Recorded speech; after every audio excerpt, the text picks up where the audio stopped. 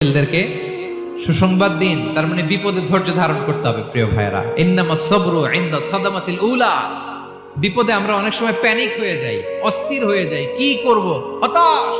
না, মুমিনরা হতাশ হয় না, ধৈর্য ধারণ করে। কি করে? কি করে?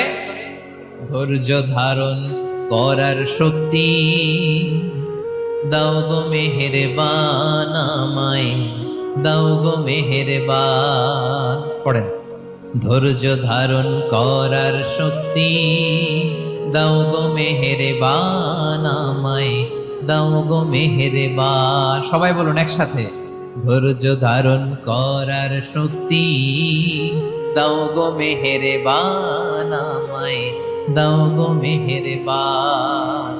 বুকের ভেতর ব্যথার নদী বইছে অবিরা, বইছে